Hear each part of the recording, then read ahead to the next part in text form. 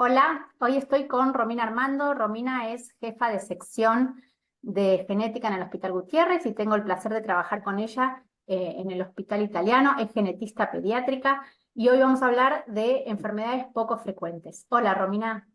Hola, ¿cómo va? Gracias, Ceci, por la invitación. Buenísimo. Bueno, la primera pregunta sería, ¿qué son las enfermedades poco frecuentes? Bueno, hace ya varios años que el término enfermedad poco frecuente, EPOF, enfermedad rara, EPF, como quieras llamarla, es como un nuevo concepto de salud. En la Argentina tenemos una ley que define eso, que una enfermedad poco frecuente es aquella definida por su prevalencia y son aquellas que tienen una prevalencia menor a 1 en 2000.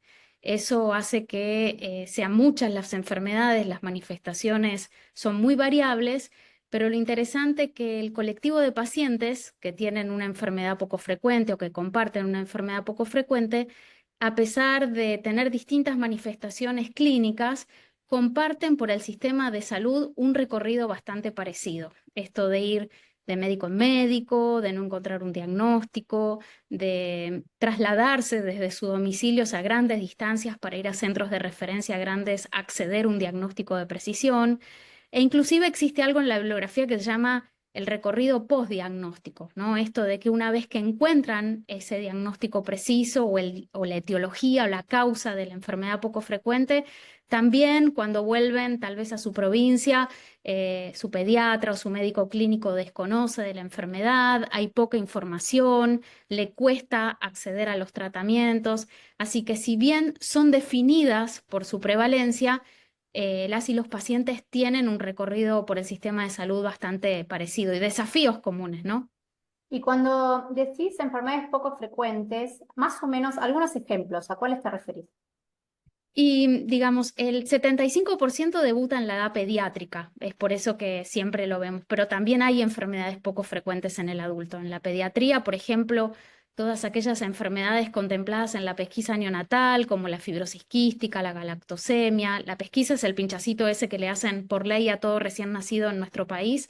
Bueno, son enfermedades poco frecuentes, pero después otras que son de público conocimiento, como la condroplasia, la neurofibromatosis, el síndrome de Noonan, ¿sí? Son enfermedades poco frecuentes. Bien, ¿y por qué tenemos que hablar de genética en este tipo de enfermedades? Si uno se pone a pensar, dijimos que son de presentaciones muy distintas desde la clínica. Un niño puede debutar con epilepsia, otro con discapacidad intelectual, otro con hipotonía, otro con hipoacusia, ceguera, otro con una miocardiopatía o un problema en el corazón. Si uno toma el conjunto de las 5.885 enfermedades poco frecuentes que hoy tenemos en la Argentina, el 80% son de causa genética. ¿Qué quiere decir eso? Que la persona que tiene una enfermedad poco frecuente tiene algún cambio en su información genética que justifica ese cuadro. No nos vamos a meter a hablar de cuáles son esos cambios, pero es importante entender que ese cambio justifica la enfermedad poco frecuente. Y eso Entonces, hace... discúlpame que te interrumpa. Sí, sí, Entonces sí. es fundamental que este tipo de pacientes consulten a un genetista clínico.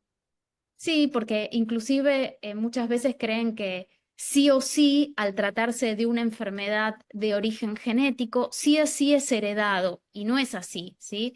Una enfermedad poco frecuente de causa genética, es verdad que puede ser heredada de mamá, es verdad que puede ser heredada de papá, puede estar heredada de ambos progenitores, es decir, que los padres son portadores de cierta información que cuando tienen un hijo aparece la enfermedad poco frecuente, pero hay un escenario donde el paciente tiene un cambio genético, pero que no fue heredado de nadie, ni de mamá, ni de papá, ni del tío. Esos escenarios se llaman de novo, es decir, es como el nuevo en la familia con esta enfermedad.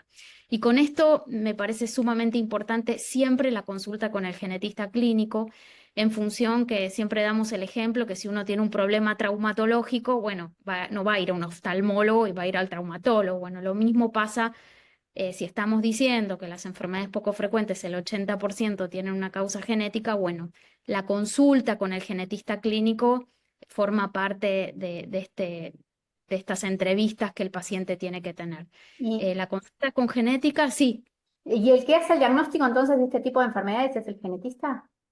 Muchas veces sí, muchas veces no. ¿sí? Digamos, lo que tiene la consulta con genética es que es una entrevista donde uno habla con el paciente y su familia sobre antecedentes personales, indaga de manera exhaustiva sobre antecedentes familiares, contempla los estudios complementarios que se le hizo otro especialista, asimismo un examen físico muy minucioso, ¿no? Entonces, es verdad que hay muchas veces que con toda esta información uno tiene una hipótesis diagnóstica clara y dirige los estudios de genética en función de eso, y a veces no, pero sí es verdad que la consulta y toda esta información es fundamental para elegir en cada individuo y en cada familia qué estudio de genética uno va a pedir.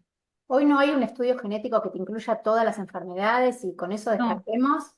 Es muy buena la pregunta porque es como un mito eso, ¿no? Que bueno, en un estudio de genética ahí me dice todo como una especie de evidencia y al igual que otras especialidades médicas, la genética tiene muchos estudios de genética en función al tipo de diagnóstico que uno quiere apuntar, ¿no?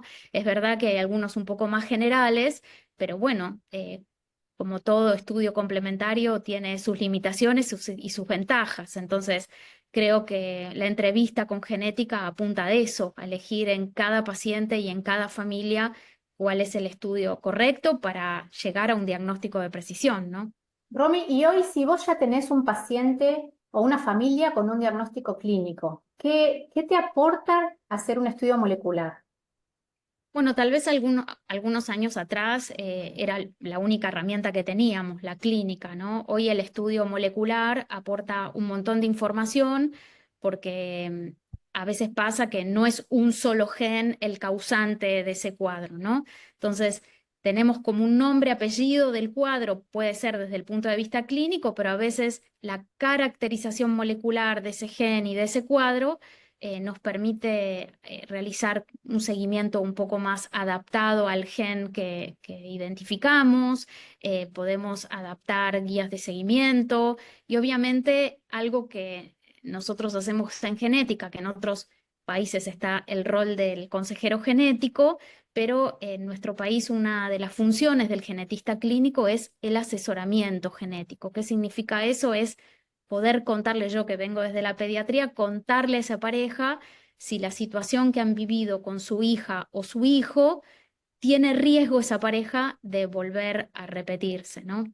Y la caracterización molecular nos permite pasar a otra etapa, que es pensar con esa pareja, en tu caso, que es más tu rol, ¿no? Pensar con esa pareja cuáles son las opciones reproductivas, ¿no? Bueno, sí, dentro de las alternativas reproductivas que yo siempre les cuento, las que usan gametas propias, o sea, gametas de esos padres que van a intentar de nuevo tener un nuevo embarazo, en esos casos uno tiene que tener caracterizada la alteración genética si la quiere estudiar, ya sea en un embrión o durante un embarazo o al nacer como para intervención temprana.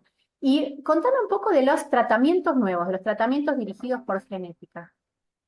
Bueno, son pocos. Una cosa son tratamientos dirigidos a la información genética, que es lo nuevo que se llama terapia génica, ¿sí? Después hay tratamientos convencionales que cada especialidad utiliza, como la reumatología, la inmunología, en el cual el conocimiento de las bases moleculares le permiten a esos especialistas elegir de un tratamiento A o un tratamiento B. Eso es una cosa. Y otra cosa son las nuevas terapias génicas, que como siempre decimos, a la fecha el acceso en nuestro país son pocas, ¿sí? Y a nivel mundial también, pero es algo que se viene, que está, que no es ciencia ficción, y cuanto más temprano sea el diagnóstico, mucho mejor resultado van a tener, ¿no? En esos casos vos necesitas la caracterización molecular de la enfermedad. Sí, exacto, sí, porque no necesariamente ni por la edad del paciente ni la evolución, por más que uno lea en el periódico que, bueno, tal enfermedad, hay una nueva terapia génica, bueno, hay que evaluar las condiciones de cada paciente, si es candidato para esa terapia por su cambio molecular, por la evolución de la enfermedad, por la edad del paciente qué beneficios va a tener esa terapia génica, ¿verdad? O sea, si hoy no hay un diagnóstico molecular o hecho, realizarlo podría ser una herramienta a futuro, por si surge un nuevo tratamiento, por ejemplo. De hecho, una de las fundamentaciones que ponemos para poder realizarlo es eso, ¿sí? Más allá de adaptar las guías de seguimiento en función del diagnóstico de precisión o el asesoramiento genético que ya lo dijimos para la pareja, bueno, ensayos futuros o formar parte de pacientes que son candidatos para un determinado tratamiento. Bueno, Romy, muchas gracias por compartir toda tu No, experiencia en gracias a vos. enfermedades poco frecuentes. La verdad que un placer. Has trabajado mucho en el tema, trabajas constantemente en el tema, así que quería compartir y aprovecharte y sacarte información y el jugo. Así que bueno, muchas gracias por tu tiempo. No, gracias a vos, Ceci.